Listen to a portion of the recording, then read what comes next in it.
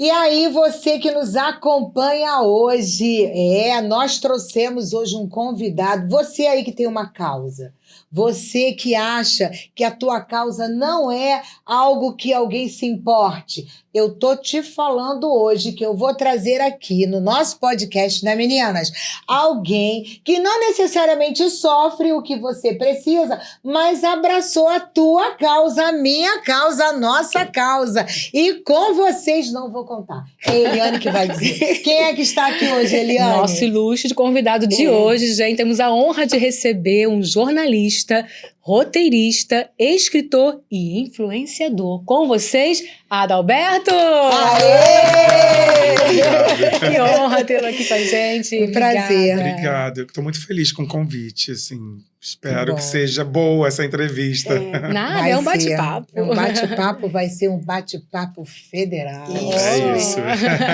O que mais tocou, né, ter chamado você a esse podcast, porque você fez um capítulo nos stories, né, falando sobre inclusão da pessoa que tem o transtorno do espectro autista, né?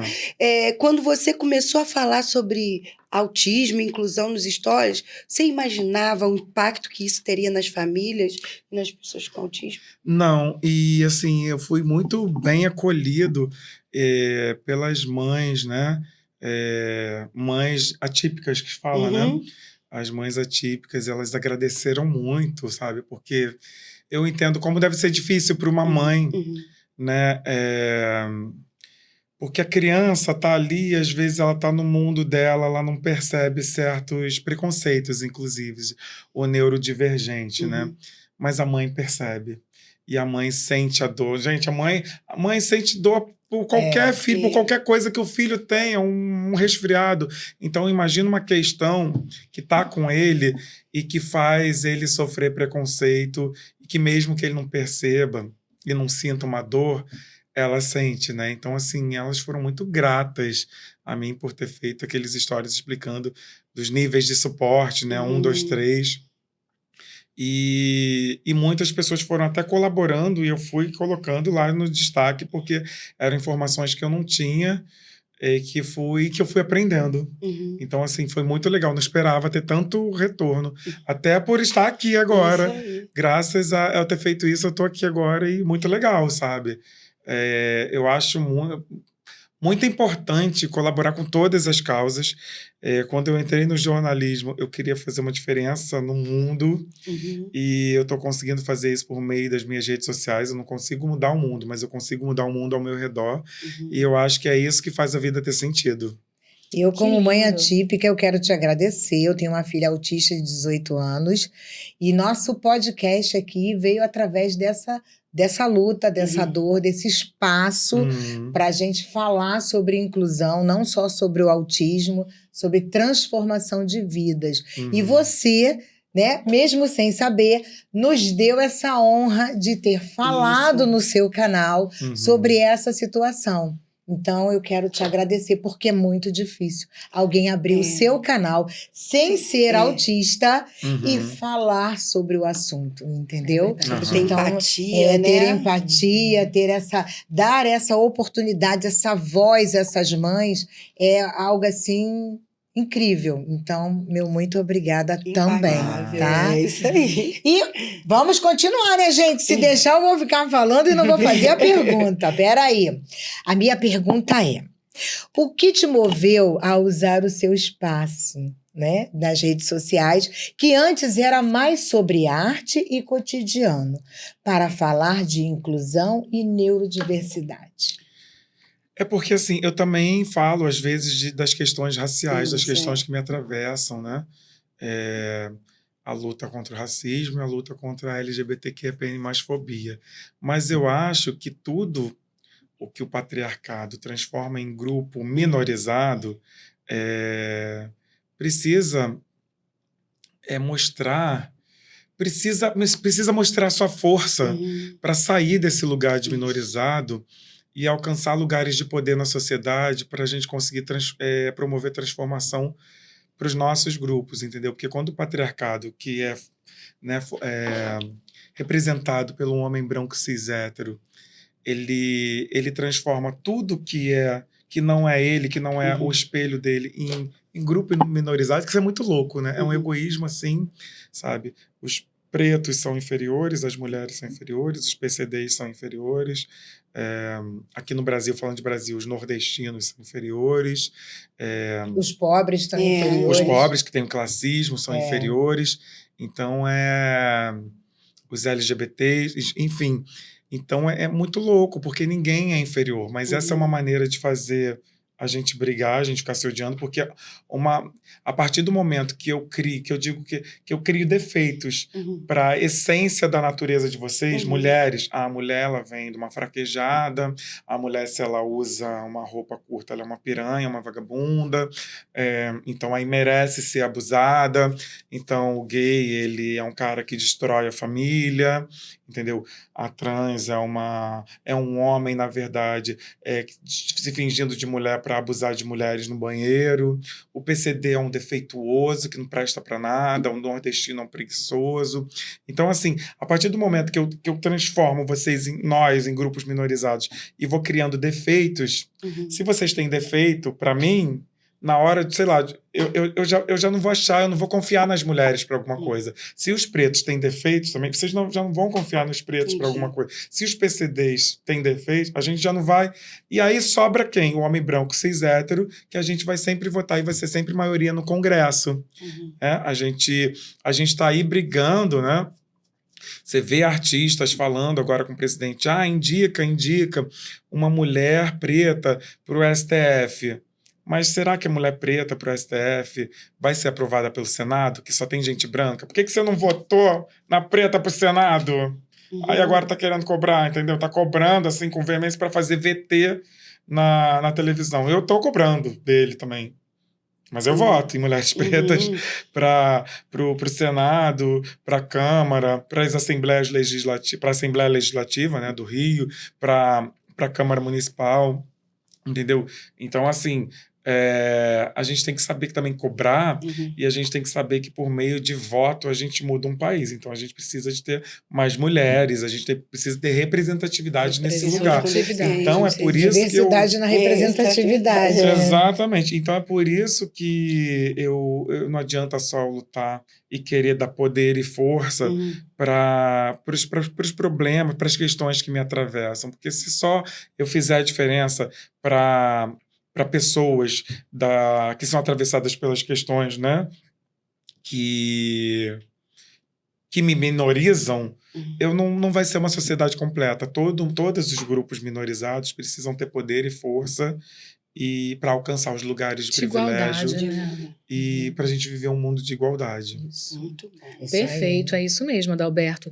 E você lembra qual foi o primeiro story que virou a chave nesse tema? O que te fez postar aquele conteúdo?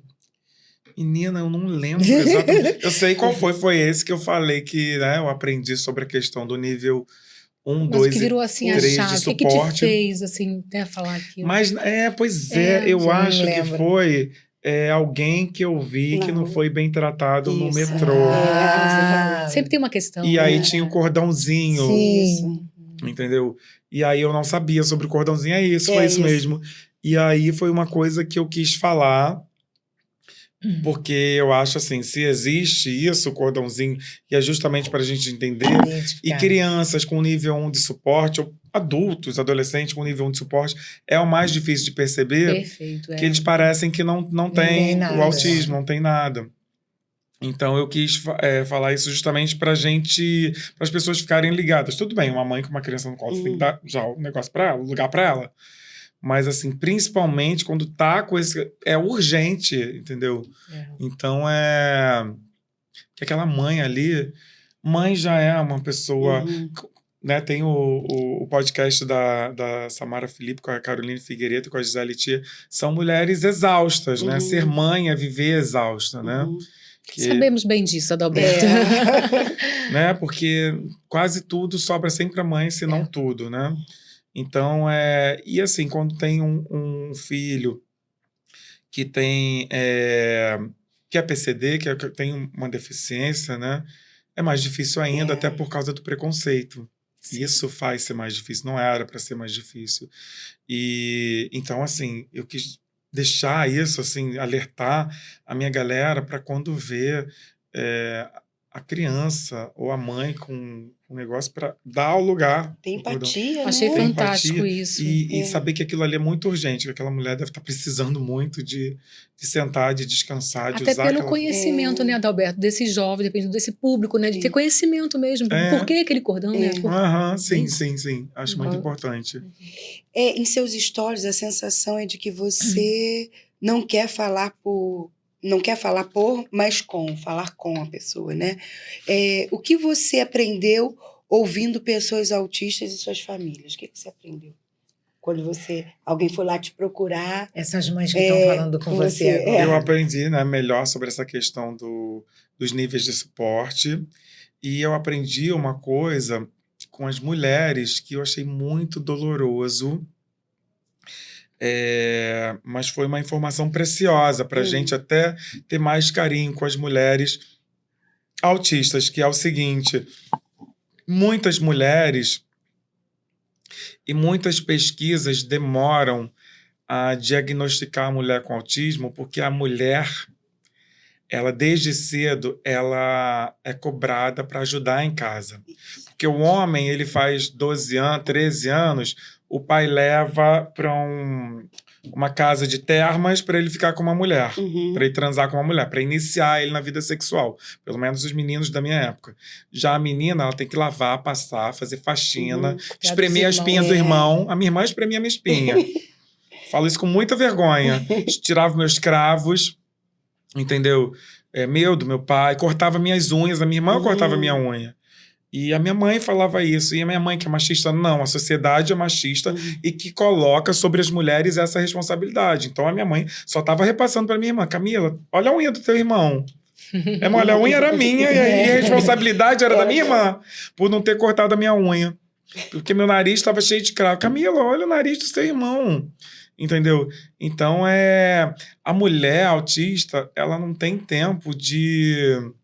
Isso é muito doloroso, de sentir a necessidade que ela tem, ou as limitações, eu não sei, assim, vocês me corrijam, por favor, ou a própria fraqueza, ela tem que estar ali. Ela não pode ser vulnerável. Ela não pode ser vulnerável, ela não pode se permitir ser vulnerável, entendeu? E o menino que não faz nada, né? Ele não precisa arrumar a casa, ele não precisa cortar a unha da irmã, ele não precisa espremer os cravos da irmã, nada.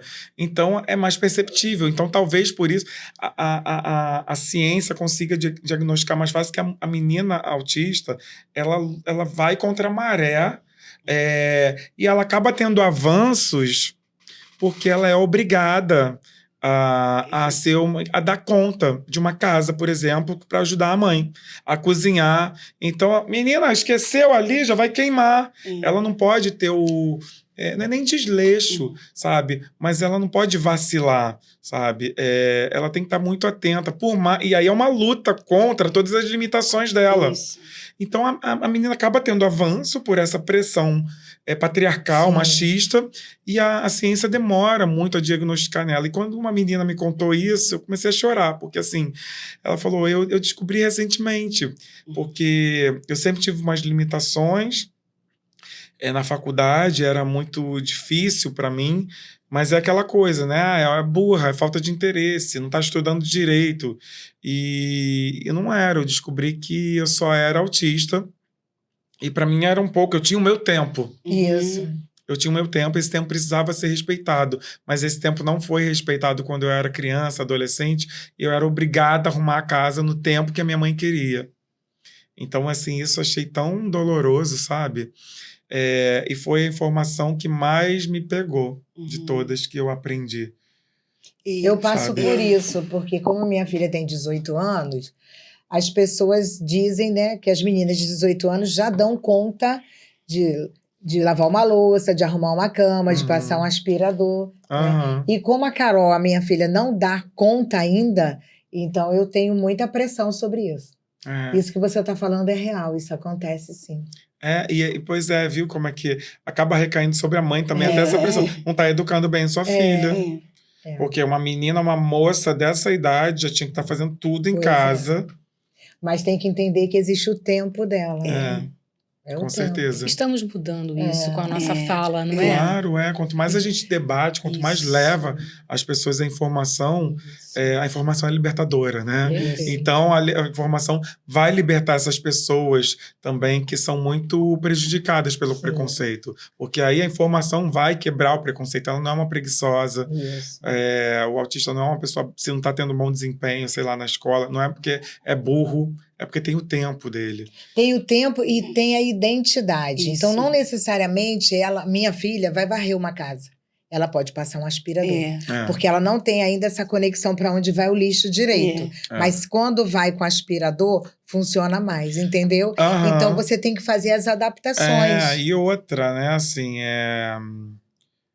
valorize muito essa galera, porque assim, uma mãe me mostrou, e depois outras mães ficaram mostrando, eles têm uma genialidade, tem sempre uma genialidade em algum campo. É o hiperfoco. Então, meu bem, descubra a genialidade. O do filho dela são as pinturas. Quando ela mostrou as pinturas, eu falei, vai mandar umas coisinhas da criança. Rabisco, né? Que toda criança que desenha, né, é um rabisco, né? Não precisa ter autismo. Eu falei, de 7 anos, vai mostrar...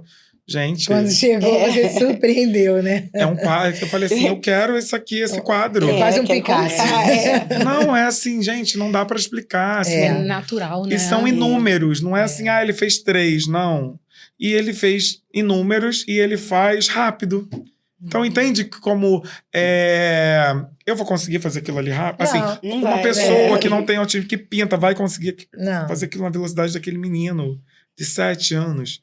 Então, assim, eles têm muito valor, entendeu? Não é porque eles têm um tempo diferente para fazer certas coisas que eles não têm valor, e eles podem ser uma mina de ouro para outras coisas que eles fazem muito bem que a gente não consegue fazer no tempo deles. Com Isso, a gente que certeza, tem que fazer as adaptações Com necessárias, né? certeza. Gerar oportunidades, porque tem muitos talentos aí.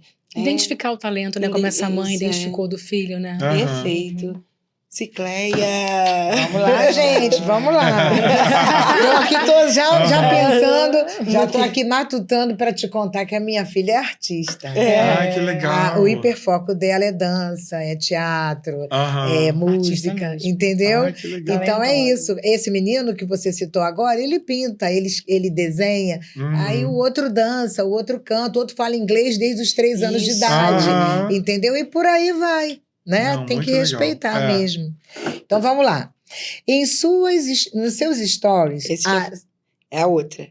Não, no meu, não é o 5? É. Então, em seus stories, a sensação é de que você não quer falar por, mas falar com. Essa que foi o que eu falei. Foi o teu? Foi. Então, desculpa aí. Existe alguma mensagem ou resposta que te marcou de forma pessoal depois de um story sobre inclusão? Essa menina. Esse retorno, né? Esse retorno, Dessa mãe. E quando, Adalberto, quando você fala sobre empatia, muita gente comenta, você fala o que eu nunca consegui dizer. Uhum. Como é para você ter essa responsabilidade emocional com o público? Olha, isso aí, só eu acho que eu vim com essa missão na vida, de verdade, sabe? Legal. Porque eu entrei pro jornalismo para isso, né? Porque primeiro eu sempre quis fazer arte, sempre quis trabalhar como roteirista, mas eu sou da década, nasci em 80, então fui adolescente na década de 90, não tinha nem TV por assinatura, minha mãe tem uma profissão, depois faz isso como hobby, e aí porque vai ser mais difícil, você é um menino negro de periferia.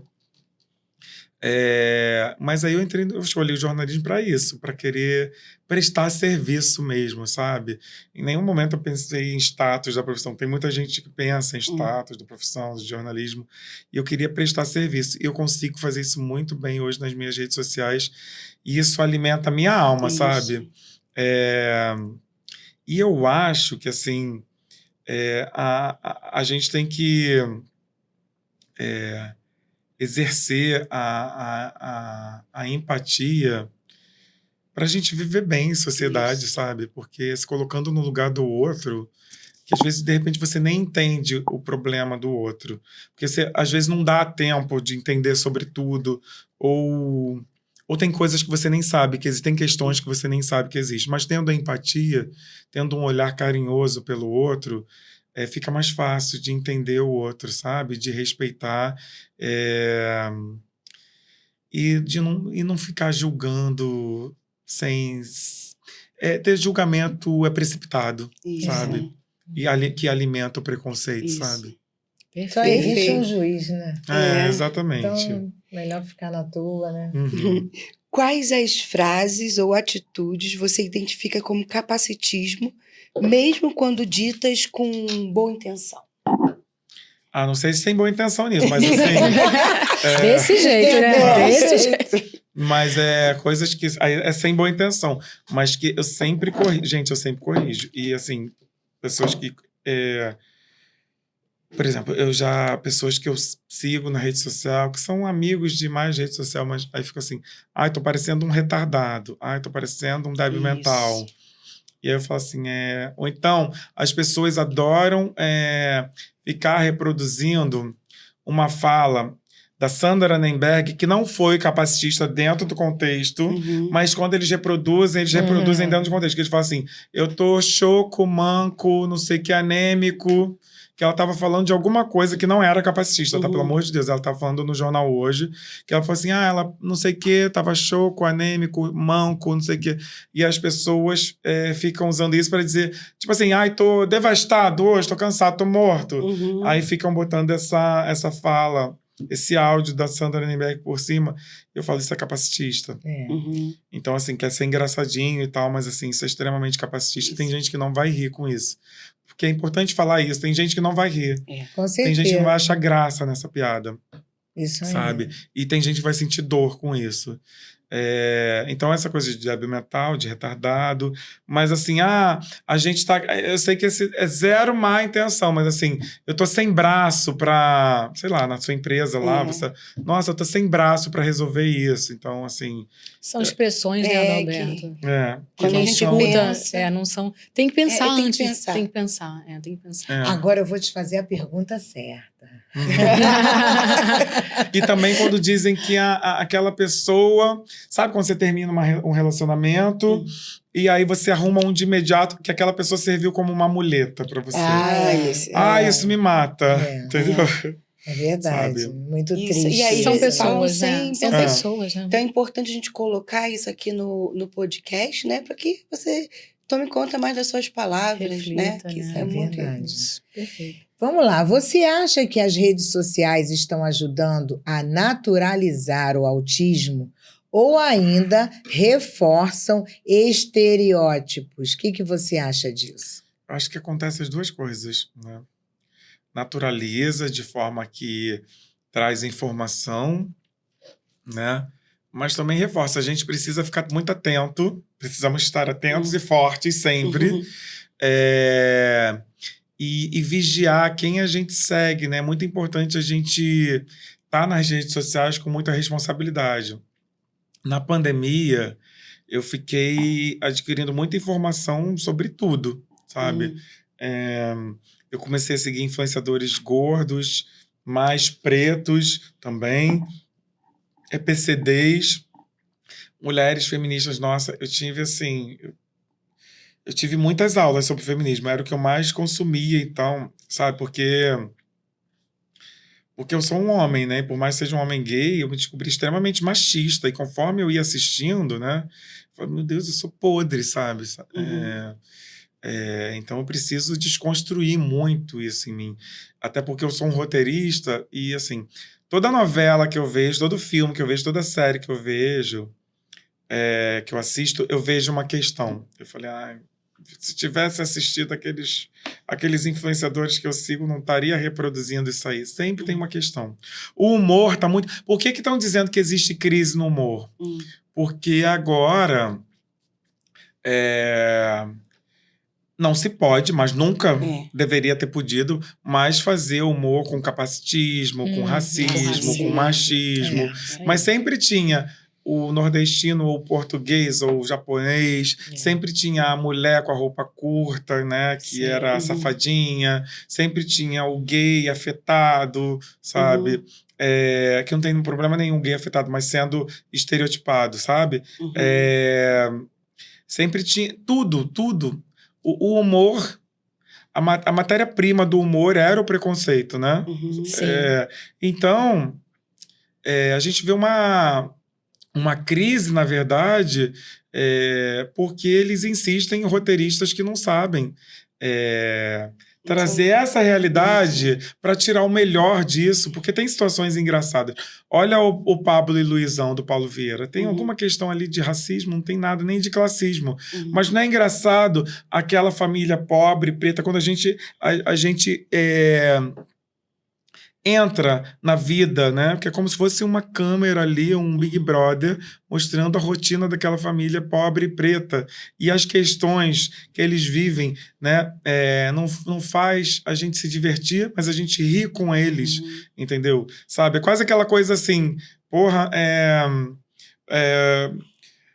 olha as merdas que a gente viveu para ter que superar, sabe? Aí, então, jeito. assim, mas é rindo com eles, não é rindo deles. É diferente, sabe? né? É muito diferente. Então, é um projeto, acho que o melhor projeto de dramaturgia da área do humor, hoje em dia. Teve também o Encantados, né? Que teve 3 temporadas na TV Globo também, porque também falava da vida daquelas pessoas ali no subúrbio, naquele mercado que durante o dia era mercado e à noite era uma escola de samba, né? Que é escrito pela Thaís e a Renata. Incrível. Então, são projetos que tiveram muita audiência e que todo mundo que via, ria. Porque eu ficava constrangido quando tinha nos programas de humor do passado, quando tinha o gay, que eu ficava assim, ai meu Deus, sabe? Será que vão me chamar... Vão me chamar do nome desse personagem para debochar de mim, sabe? Me dava muito nervoso, sabe? Será que as brincadeiras racistas que estão fazendo vão fazer comigo na escola? Ai, tomara que esse programa não bombe. Aí bombava. Aí era isso, entendeu? Porque o brasileiro foi acostumado, foi alimentado a sentir preconceito por meio da piada. E não é porque Estados Unidos, a gente não pode ter nenhum país... Nós temos que pensar que nós somos os melhores, sabe? Porque se a gente acha que Estados Unidos é melhor para tudo, então você se acha um bosta, entendeu? Se tudo de melhor está nos Estados Unidos, você nasceu aqui, amor. Isso aí, valoriza então, sua assim, pátria, você tem que valorizar. Né? Assim, não tem que assim, ai, fui chorar em Paris, ai, que chique, fui para Paris. Não, tem que achar chique, porque foi para Salvador, porque foi, sei lá. Pro sul. Em algum país do sul, do norte, do nordeste, sabe? Então, eu acho assim, cafona também esse negócio de chorei em Paris, melhor chorar em Paris. Não, é melhor chorar em Nova Iguaçu do que chorar em Paris. Então, dentro disso, dessa não valorização a gente tem uma xenofobia contra nós mesmos, né? Então, dentro disso, muita gente quer se autorizar a fazer piada grosseira, abusiva e que falta com respeito, porque nos Estados Unidos pode. Mas onde os Estados Unidos é exemplo? Os Estados Unidos é exemplo de invadir um monte de imperialismo, sabe? De promover guerras no mundo, de enfraquecer a economia do mundo. É isso que os Estados Unidos é especialista, em acabar com a paz dos outros países para se manter no poder como soberano. Então é isso que a gente tem que entender, que são os Estados Unidos, e não que, mas lá pode piada ofensiva, racista, não sei o que, amor.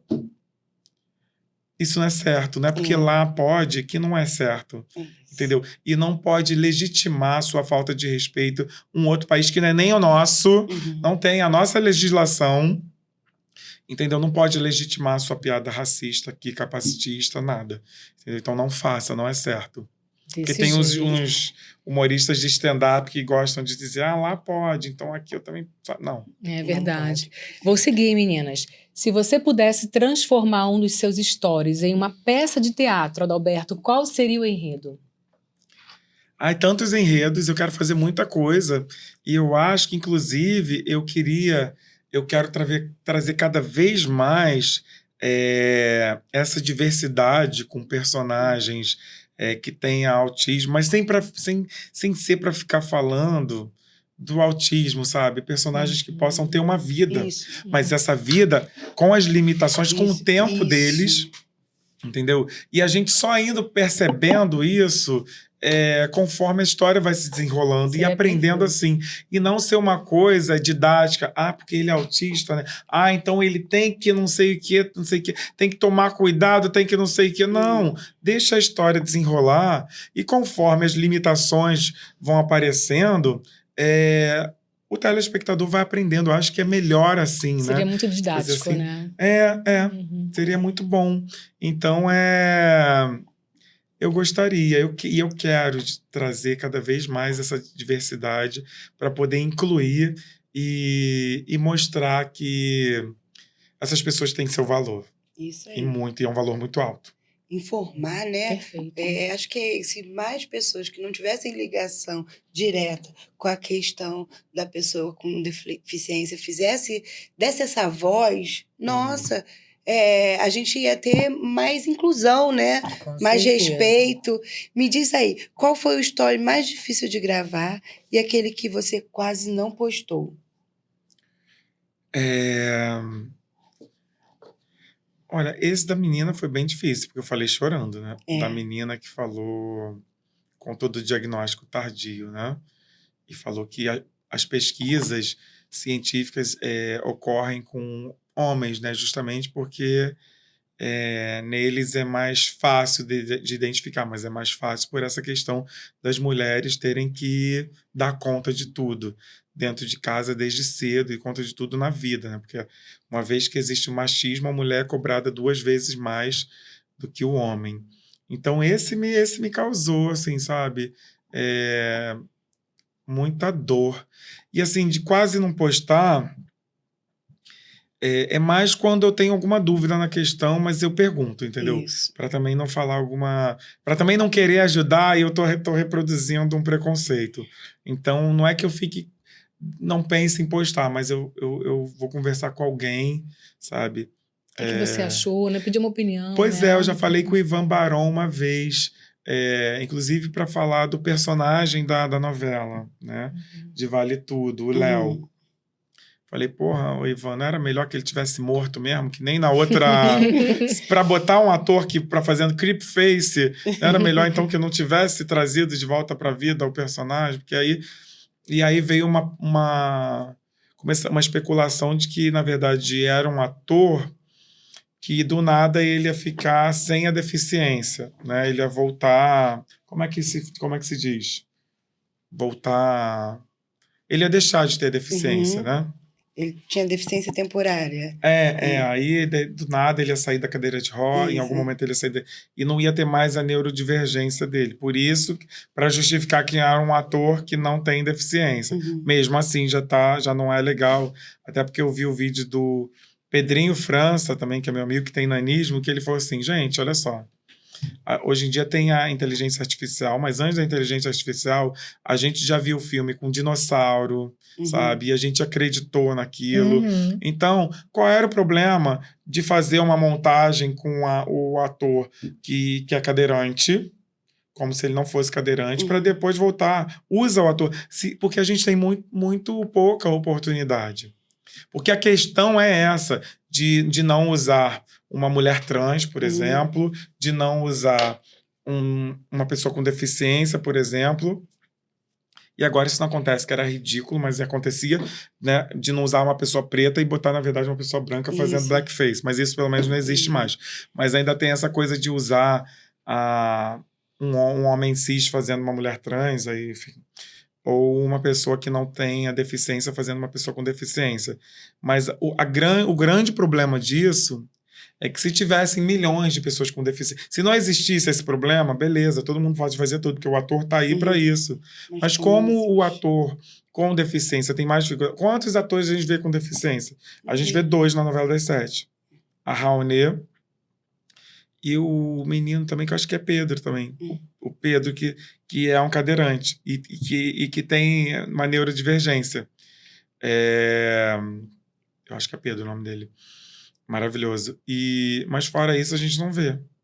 Entendeu? Então, assim, já que tem muito pouca oportunidade, imagina se botassem atores que não tinham deficiência no lugar deles 2. Eles não iam estar ali agora ocupando esse espaço, tendo essa oportunidade, realizando o sonho deles. Porque a gente tem que pensar que os sonhos, todo mundo sonha, sabe? Que aquilo que todo mundo, assim, todo mundo quer ser famoso, quer ser ator, não sei o quê. Tem muita gente, então, com deficiência que quer ser famoso, quer ser ator. Tem muita gente preta que quer ser famoso, quer ser ator, sabe? Tem muitas pessoas trans, homens ou mulheres trans, que querem ser famosos, querem ser atores, sabe? Essas pessoas também choram, essas pessoas também acreditam, sabe? Tem uma espiritualidade desenvolvida, tem uma fé acreditam em alguma coisa. Essas pessoas têm problemas, essas pessoas não sonham os problemas não são diferentes de uma realidade que todo mundo compartilha, sabe? Essas pessoas no Natal, elas se reúnem e comem o peru, entendeu? Elas não fazem coisas diferentes, então eles não são seres humanos, né, Adalberto? Antes de qualquer característica, né, são seres humanos. Né? Entendeu? Então é muito louco, sabe? Não incluir essas pessoas como se elas não pudessem fazer aquilo ali. Mas e elas podem tanto fazer porque... tanto elas podem fazer porque elas sonham com aquilo ali, independente das limitações delas. Então, eu acho que elas têm que ter oportunidade. Eu acho que a arte, ela tem que mostrar. Quando um país, por meio da política, não faz isso, a arte tem que criar esse imaginário e falar assim, tem esse caminho aqui, sabe? Porque se a arte está ali só para criar uma nova realidade e ela continua criando uma realidade excludente, amor, não tem por que te fazer arte. Verdade. Desse jeito. Sabe? Sai daí e dá a vez para o outro. Porque é uma arte que vai ficar mantendo os privilégios de quem tem privilégio e mantendo invisível. Porque a pessoa com deficiência, o preto, ele é minoria, mas a pessoa com deficiência ainda é invisível. Então, se você pretende... se você tá tendo esse poder de reproduzir uma realidade, amor, inclua. Mostra o quão irresponsável, ineficiente, incapaz é a nossa política por não incluir essas pessoas na sociedade, por meio de políticas públicas de conscientização, políticas públicas de fomento, de empregabilidade dessas pessoas, de inclusão dessas pessoas na sociedade. Mostra na arte que essas pessoas têm muito valor e que a diversidade... ela só enriquece o ser humano, sabe? A gente tem muito mais a ganhar incluindo essas pessoas porque essas pessoas são tesouros que estão ali excluídos. Elas estão sendo desperdiçadas, entendeu? Então a gente tem muito mais a ganhar incluindo essas pessoas. Bravíssimo, bravíssimo. Nossa, isso Bravo! Olha... E qual eu acho que... Não, eu quero saber qual foi o story que mais mudou você. Que mais me mudou? Falando dentro da temática da questão das pessoas com deficiência ou... De vida. Em geral, de vida. Que eu fiz ou que eu vi? O que você fez. Caramba. Deixa eu pensar um pouco. Deixa eu ter um tempo para pensar. Um tempo curto, mas eu vou pensar. Se você quiser. Eu acho que foi quando eu mostrei, né? Eu postei que eu pedi para essa mãe para postar os quadros do filho dela, né? E os retornos que eu tive, sabe? Que eu falei do valor, que olha só, uma criança que tem autismo, que muita gente, não presta para nada, que muitos pais, né? Eu falei disso. Deve ter outros também que, assim, foram importantes, tá? Mas já que, assim, dentro dessa temática, porque muitos pais, que já é normal o homem fugir, né? Deixar a mãe ser mãe solo, mas quando a criança tem o bebê apresenta uma deficiência, o número é maior, não sei se é 70% que abandona as mulheres. 70%. É isso. É 70%, né? E olha os tesouros que eles perdem, né? O menino podia não ter talento nenhum. Lembro que eu falei isso até. Mas olha só o talento que esse menino tem. Com certeza ele vai ser um grande artista que vai vender esses quadros aqui, vai viver dessa arte, vai ficar muito famoso. E aquele pai ali, porque a mãe é mãe solo, né? Que me mostrou. E o pai abandonou também, porque... filho com deficiência... Pai não faz filho feio, né? Pai não faz filho com defeito. E sabe, eu acho que vem muito desse lugar patriarcal que os meninos são ensinados a brincar de guerra, brincar de polícia e ladrão, e guerra, e de bater, né? Arminha. Porque a lógica da guerra é isso. Se esse acampamento aqui deu problema, vai para outro. Sabe? Se esconde em outro lugar. Olha que eu nunca tinha pensado sobre esse prisma. E a mulher, não, a mulher brinca de casinha. A mulher brinca de filhinho, né? Brinca da boneca ser filhinha. Então, a mãe, entende que qualquer questão do filho ou problema, que aí eu vou dar um exemplo já de problema, porque a pessoa com deficiência não é um problema, mas eu já vou dar um exemplo de um problema, sem citar o nome. A mãe entende que é uma questão dela. O pai não, ele nasceu defeituoso, então tchau. Ele vai para outro acampamento, fazer uma família, construir uma família com uma outra mulher. Que aquela mulher, aquela criança já estragou aquela mulher, entendeu? Então ele tenta e constrói uma nova família. É a mulher que defende a família. Não é o homem que defende a família. E a gente vê homens dizendo, eu sou um homem que defende a família, que está na 3ª, 4ª família. Quem defende a família é a mulher, quem constrói a família é a mulher. O sobrenome dos últimos sobrenomes tinha que ser da mulher, que o homem sai e vai para outra, entendeu? Então que não deixe rastro, sabe? Se é para fazer isso, a mulher... Aí o problema, agora falando de um problema, tem um artista aí que conheceu o filho, fez um monte de filho, um com cada mulher, acho que mais de 10. E ele conheceu com 18 anos. Aí, segundo ele, teve um babado aí na imprensa, sabe? E esses artistas ficam expondo as coisas. O filho estava envolvido com droga e ele botou pra fora de casa. Porque é isso. Aqui, meu filho tá com problema, tá com defeito, então botei pra fora de casa. Quando que uma mãe ia botar um filho pra fora? Primeiro que uma mãe não ia abandonar um filho e conhecer com 18 anos. Agora, quando que uma mãe ia botar um filho para fora de casa porque está envolvido com... A mãe ia chorar, ia sofrer, ia levar ele para tentar se recuperar no, narcóticos anônimos, sabe? Fazer tratamento. Aquele problema ia ser dela. Ela ia abraçar aquele problema como problema dela. O pai não, para o homem é fácil, entendeu? Porque é fácil também fazer filho. Porque o homem, ele paga para ser ex-pai. Às vezes é uma pensão de R$300 e que ele ainda vai jogar na cara da mulher e dizer assim, vocês fizeram o cabelo, né? Você fez a unha com dinheiro que eu dou, né? Para você bancar. Como se remédio, ou coisas de escola, por mais que de repente na escola pública, mas caderno, livro, alimentação, roupa, tudo. Alguém para ficar... Porque às vezes ela não tem rede de apoio, tem que dar nem que seja R$100 para uma vizinha, para ajudar uma vizinha que tem um tempo ali, uma senhorinha para ficar um pouquinho, ou para comprar as coisas para casa daquela senhora, que a senhora vai alimentar o filho dela. Acha que com R$300 dá para fazer isso tudo, e no shopping fazer cabelo, unha e maquiagem ainda. E aí eles pagam para ser ex-pai. É muito barato ser ex-pai, entendeu? No Brasil. Enquanto a mulher, o valor que a mulher gasta, não só financeiro, mas de tempo mesmo, e sabe, de cansaço mental, porque educar é um desgaste mental. Não estou falando uma criança com deficiência. Filho, né? Eu não quero ter filho porque, assim... Nossa, a minha filha vai pro Fantástico falar mal de mim com 5 anos, sabe? Ela vai falar assim... Ela vai falar assim, meu pai fica entrando no quarto para ver se eu tô respirando.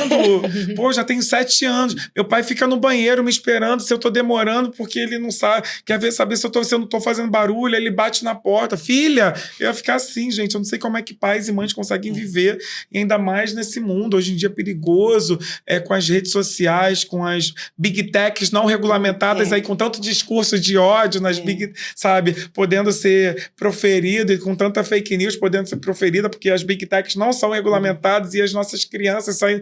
Eu ia querer ser aquele que leva. Deixa que eu levo. Não, deixa que eu levo. O pai... Não, mas o pai da Sabrina quer levar. Não, mas diz que eu levo. Pergunta se eu posso ir com ele, então. E eu ia querer ficar, eu ia querer trazer. Então ia ser, assim, um desgaste mental tão grande que para mim é melhor não ter, sabe? Porque a gente também precisa reconhecer que a gente não é capaz, às vezes, de certas coisas e tá tudo certo. A gente não é capaz de tudo. Nem todo mundo. E eu queria que os homens entendessem que é uma responsabilidade muito grande ter filho, que não é... que homens brincassem de boneco, de boneca, de casinha também, sabe? Se homens brincassem mais de casinha e de boneca, não existiria a arma e não existiria a guerra, né? Países mostram como se fossem grandes troféus, uma bomba que pode explodir, sabe? Um lugar inteiro, sabe? Isso é muita coisa de homem. A gente teria outros esportes, a gente não teria luta. Que é uma coisa tão louca você enfiar a porrada em alguém até a pessoa cair no chão e às vezes está sangrando. E você continua. E já foi comprovado que eles, por tomar muita porrada na cabeça, eles ficam meio... dá um problema. E aí, mas assim, isso porque é um esporte tipicamente do patriarcado, que o homem criou, entendeu? Que homens tiveram esse poder de inventar os esportes, o que seria esporte.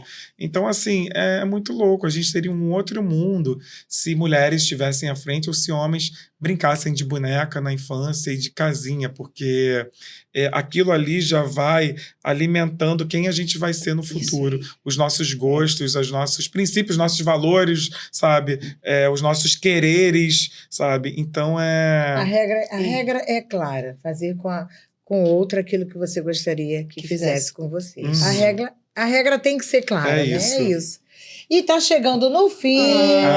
Que adorei. pena, foi tão bom. Passou rápido. Foi mas leve. Aceita chegou brincar no com a fim. gente? claro. Um ping-pong lá, um sad-pong. Vamos lá. Uma palavra. Uma palavra que eu aprendi recentemente, que eu podia falar amor, empatia, mas assim, antifragilidade. Que eu aprendi... Eu assisto podcast de neurociência. E a antifragilidade... muita gente fala de resiliência, né? De você saber lidar, aprender a lidar com as condições que te são impostas, mas a antifragilidade é uma resiliência, mas com uma força para tentar mudar e tentar ir para o caminho que você quer seguir. Então, eu acho isso muito legal, antifragilidade. Bonito. Uma referência. Uma referência, minha mãe. E um livro? Um livro... Gente, Um Defeito de Cor. Olha que legal. E deixa sua mensagem para o nosso telespectador. Isso vamos ter um olhar mais empático pelo outro, vamos prestar atenção nas nossas escolhas, porque as nossas escolhas são muito políticas e influenciam muito na nossa vida. A gente critica muita coisa que, se a gente prestar atenção na gente, a gente está reproduzindo.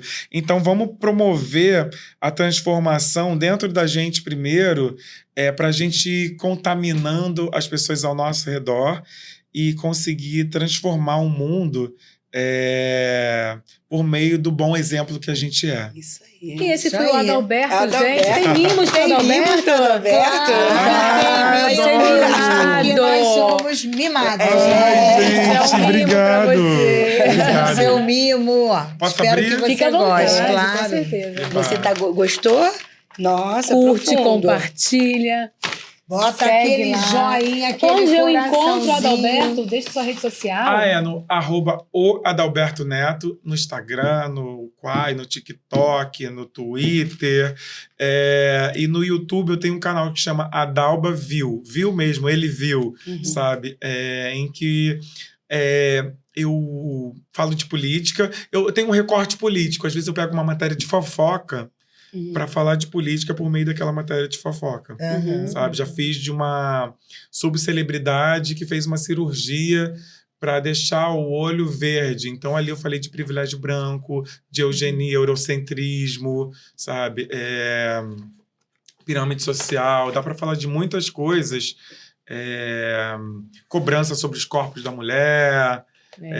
Essa indústria, falo sobre a indústria da estética e da beleza, que quer muito oferecer coisas, criar problemas para trazer soluções. Exatamente dá para falar muito de política por meio de uma matéria de fofoca e eu adoro. Isso. Porque aí a fofoca pega a pessoa, mas aí a gente acaba ensinando a elas abrirem o olho e ter um senso crítico mais bem apurado. Gente, o Adalberto Amei. agora é o quê? C3Dcast. Isso aí, compartilha, curte, manda para quem você acha que vai ficar aí feliz de ouvir esse podcast, de assistir esse podcast.